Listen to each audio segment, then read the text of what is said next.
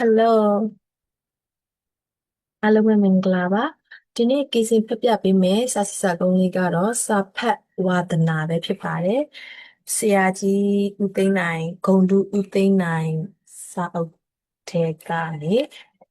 စာဖတ်ဝါသနာဆိုတဲ့စာစစ်စာကုန်းလေးကိုဖတ်ပြပေးပါမယ်ရှင်လူတကူအကြိုက်တစ်မျိုးလူစိတ်အထွေထွေစုတကဲ့သို့တဦးစီဤဝါသနာများမှာတစ်မျိုးစီဖြစ်ကြပေမည်ကဘာပေါ်တွင်လူဦးရေတန်းပေါင်းများစွာရှိသည်ဖြစ်ရာ၎င်းတို့အားလုံး၏ဝါသနာများမှာလည်းအနမတက်ကပ်ပင်ရှိပေမည်သို့တော့တူညီချက်တစ်ချက်မှာမိမိတို့၏ဝါသနာသည်မိမိတို့ကိုယ်တိုင်နှစ်သက်မှုကြောင့်သာဖြစ်ပေါ်လာရခြင်းပင်ဖြစ်သည်အချို့ကအစား၌အာသန်ကြ၏အချို့ကအားကစား၌ပျော်မွေ့ကြ၏အချို့ကအပျော်အပါး၌နှင့်လိုကြ၏အချို့ကလှုပ်ရှားနေသောရုပ်ရှင်ပုံရိပ်များနှင့်လေထဲတွင်ခုန်ပေါက်နော့မြူးနေသောဂီတသံစင်များကိုတတ်မှတ်တွေ့တာကြ၏အချို့ကစာဖတ်ခြင်းကိုတန်ဆွဲဖြစ်ကြ၏စာအုပ်တစ်အုပ်ကိုဖတ်နေရလျင်သူ့ဘဝသူ့စည်းစိမ်အဖြစ်ကျင့်တဲ့နှစ်သက်နေတတ်သည်စာအုပ်ယူဟုခေါ်စီဦးတယောစီဦးတော့သူ့အဖို့တုံ့လုံချင်းမရှိသူ့ဝါဒနာကိုမစွန့်စာဖတ်ဝါဒနာပါသည်ညီသူကိုမျှအနှောက်အယှက်မပြုသူ့အတွက်လဲစာအုပ်ထဲမှမရောက်ဘူးသောနေရာမကြားဘူးသောဖြစ်ရက်မကြုံဘူးသောဖြစ်ရက်မကြုံဘူးသောပြဿနာစသည်တို့ဖြင့်ကျယ်ပြန့်လှသောကဘာကြီးတွင်လှဲ့လေကျက်စားပျော်မွေ့နေတော့သည်ဤသို့သောစာဖတ်ဝါဒနာပါခြင်းမျိုးသည်လူလောကလူပတ်ဝန်းကျင်အတွက်လာခြင်းကောင်းသောဝါဒနာမျိုးဟုဆိုရပေမည်စာဟူသည်အဘယ်နည်း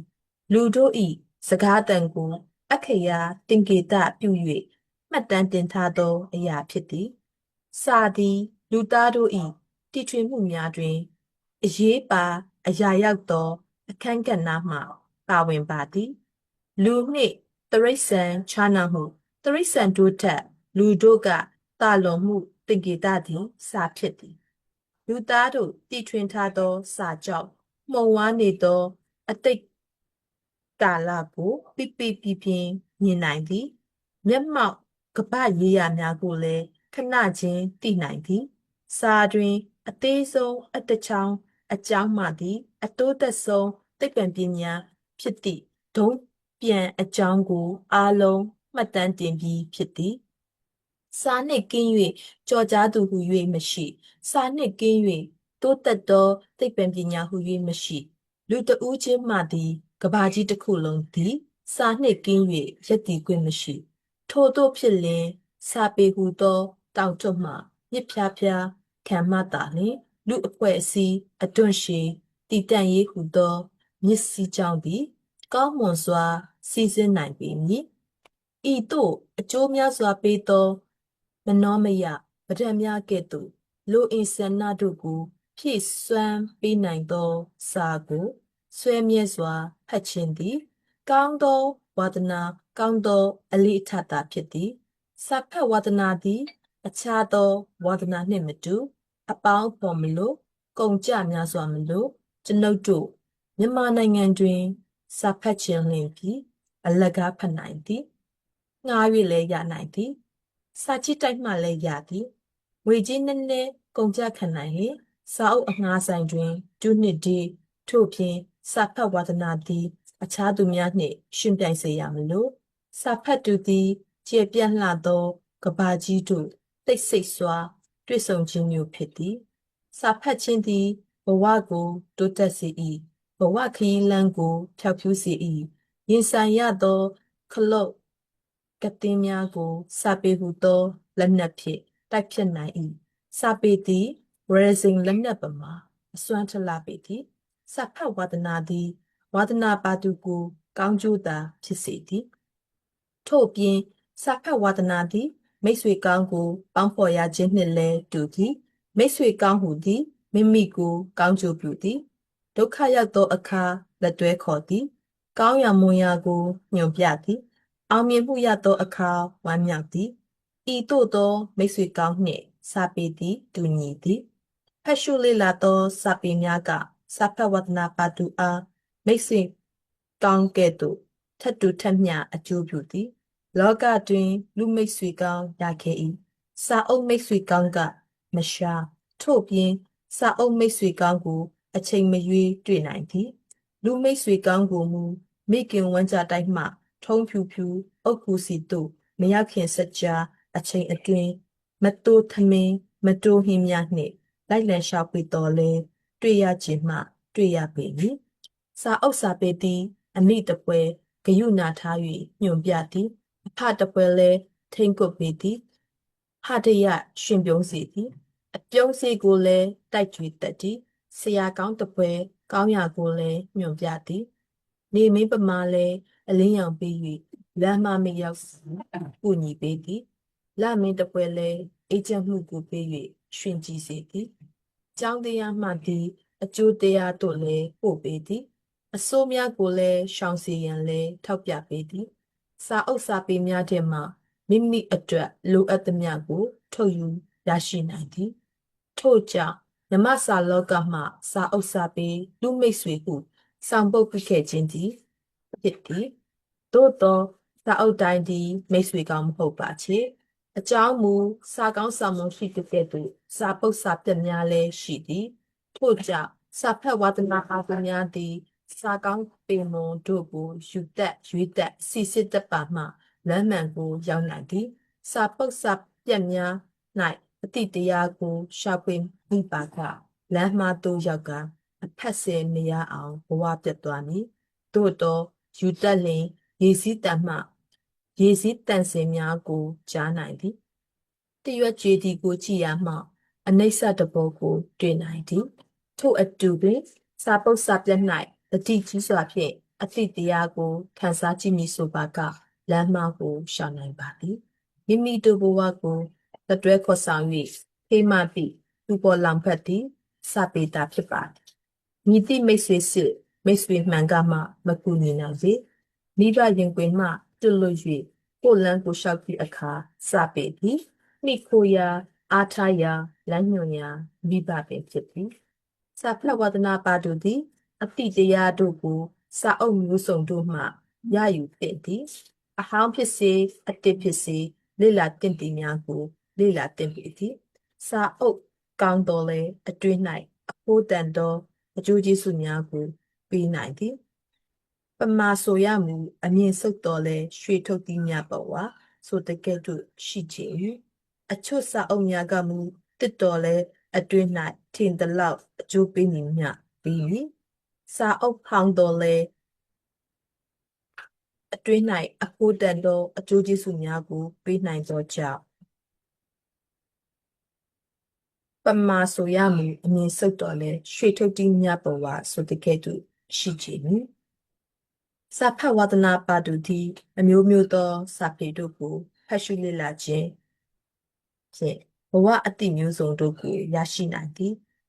အာမှန်များကိုရယူနိုင်သည်အခက်အခဲတစ်စုံတရာနှင့်ကြုံတွေ့သည့်အခါစာပေမှလေ့လာစီပူထားသောအတ္တိတရားဖြင့်ရင်ဆိုင်ဖြေရှင်းနိုင်ပါသည်ထို့ကြောင့်စာပေဖတ်ရှုခြင်းသည်ကောင်းသောအလေးအထားဖြစ်သည်စာဖတ်ဝါဒနာပါသူကိုကောင်းကျိုးပြုသကဲ့သို့စာဖတ်ဝါဒနာပါသူကလည်းလောကကိုကောင်းကျိုးပြုနိုင်သည်ထို့ကြောင့်စာရေးဆရာကြီးလူထုဦးလာကစာမဖတ်သူသည်တိုးတက်မှုရတန်သည်စာဖတ်သူသည်တိုးတက်မှုတိုးတက်နေသည်ဟုမိတ်ဆိုခဲ့သည်လူသားတဦးတယောက်၏တိုးတက်မှုစုပ်ယုံမှုဟုသည်အကျဉ်သူ၏အသိဉာဏ်ရှိမှုမရှိမှုပေါ်တွင်မူတည်သည်အသိဉာဏ်နည်းပါးသူသည်စုပ်ယုပ်သူဖြစ်သည်ယင်းတို့ဖြစ်ရာအသိဉာဏ်ကျေပြန့်ရေးအတွက်စာဖတ်ခြင်းသည်မဖြစ်မနေလိုအပ်ချက်ဖြစ်သည်စိတ်ကိုအသိဉာဏ်ကအုပ်စိုး၏အသိဉာဏ်ကိုဗဟုသုတကအုပ်စိုး၏ဗဟုသုတကိုစာပေကအုပ်စိုး၏ဤဒီမှာဆရာကြီးပြမွန်းနေ၏အဆိုအမိတ်သည်တို့ဖြစ်ရာတို့ဘက်သူဖြစ်ရေးအတွက်အသိဉာဏ်ကျေပြန့်ရေးအတွက်ဗဟုသုတရှိရေးအတွက်စာဖတ်ရန်လိုသည်စာပေသည်အသိဉာဏ်ကျေပြန့်ရေးအတွက်ရေတောင်းမြစ်သည်အသိဉာဏ်ကျေပြန့်ရန်စာများများဖတ်ခြင်းဖြင့်ဗဟုသုတများလာမည်ဤ ဘုဒ္ဓတများလာလေအတိညာဉ်ကျေပြန့်လေဖြစ်သည်အတိညာဉ်ကျေပြန့်လာသည်နှင့်အမျှဤစာသည်စာကောင်းစာဤစာသည်စာညံ့ခွဲခြားသိလာမည်ဤအတိသည်ကောင်းသောအတိဤသည်မကောင်းသောအတိဟူ၍စီစစ်ဝေဖန်တတ်လာမည်ဤသို့အတိညာဉ်ကျေပြန့်လာ၍စီစစ်ဝေဖန်တတ်လာလျှင်မကောင်းမှုကိုသိမြင်သာရှောင်ကျဉ်နိုင်ပြီအတိညာဉ်ကျေပြန့်မှုသည်စာဖတ်ဝါဒနာပါတုအဖို့မလွဲမသေးရရှိလာမည့်ဆုလက်ဖြစ်ပေသည်စာဖတ်ဝါဒနာပါတုသည်စာဖတ်ဝါဒနာတွင်ပင်ရမနေပေဤအချက်ကိုအမျိုးသားကောင်းဆောင်ကြီးဗိုလ်ချုပ်အောင်ဆန်းကဤသို့ဆိုခဲ့ပေသည်စာအုပ်စာပေထဲ၌ဘဟုတုတများကိုတကယ်လက်တွေ့လူလောကတွင်အတုံးချတတ်မှသာတကယ်ပညာဖြစ်သည်မှန်ပေသည်စာပေဆိုသည်မှာဖတ်ယုံတတ်သိယုံတတ်မဟုတ်ပဲလူလောကကိုအလှဆင်ရပေမည်လောကကောင်းကျိုးကိုထမ်းရွက်ရန်အတွက်လူတိုင်းစာဖတ်တင်ပေသည်ဝင်စင်းရွာသားလက်သမားငမျိုးသည်စာဖတ်ဝါဒနာကိုအကြောင်းပြု၍ဘယင်မြောက်စားခံရသောပညာရှိအမတ်ကြီးဖြစ်သွားသည်ချင်းခုတ်သမားအီဗရာဟမ်လင်ကွန်သည်စာဖတ်ဝါဒနာကြောင့်ပင်အမေရိကန်သမ္မတဖြစ်သွားရသည်စာဖတ်ဝါဒနာသည်တိုးတက်မှုအထင်အရှားမဖြစ်တော့မှဆုတ်ယုတ်သွားသည်နစ်နာသွားသည်ဟူ၍မရှိပတ်ဝန်းကျင်အတွက်လည်းစာဖတ်ဝါဒနာပါတုတခုကြောင့်အနှောက်အယှက်ဖြစ်သွားသည်ဟူ၍မရှိလောကအကျိုးပြုသူမှန်သမျှသည်စာဖတ်ဝါဒနာကိုအရင်ခံရခြင်းသာဖြစ်သည်စာဖတ်ဝါဒနာကိုအရင်ခံ၍သာကြော်ကြားသောစာရေးဆရာကြီးများသိပ္ပံပညာရှင်ကြီးများနိုင်ငံရေးခေါင်းဆောင်ကြီးများလူလောကအကျိုးပြုပုဂ္ဂိုလ်ကြီးများအဖြစ်လူအများကဂုဏ်တင်ခြင်းခံရလေသည်ဤသို့လင်စာဖတ်ဝါဒနာသည်လူဘဝကိုရိုးရှင်းဆွဲထက်တိုးတက်စေသည်ရှိရင်ဆွဲထက်တိုးတက်စေသည်မြင့်မားစေသည်ထင်ပေါ်စေသည်တို့ဖြစ်ပါ၍ဤကျွန်ုပ်တို့ဤတတလောကကြီးတိုးတက်သားရစေရန်အတွက်လူသားတို့သည်စာဖတ်ဝါဒနာကိုလေ့ကျင့်မွေးမြူတင်ကြသည်လူတဦးသည်စာဖတ်ဝါဒနာကိုစတင်မွေးမြူလိုက်လျှင်အတိညာပညာကျေပြန့်မှုကိုရမည်အတိညာကျေပြန့်မှုသည်စာဖတ်သူဤဘဝကိုတိုးတက်မြင့်မားစေတကဲ့သို့လူလောကကြီးကိုပို၍တာယာလာအောင်လဲဖန်တီးနိုင်သည်ဤဒီမှာပိုတူးသောရေကြီးကိုကိုတောက်ရခြင်းဖြစ်သည်စာဖတ်ဝါဒနာတည်းဟူသောအပင်ကိုစိုက်ခြင်းဖြင့်အောင်မြင်မှုတည်းဟူသောအသီးကိုစားရခြင်းဖြစ်သည်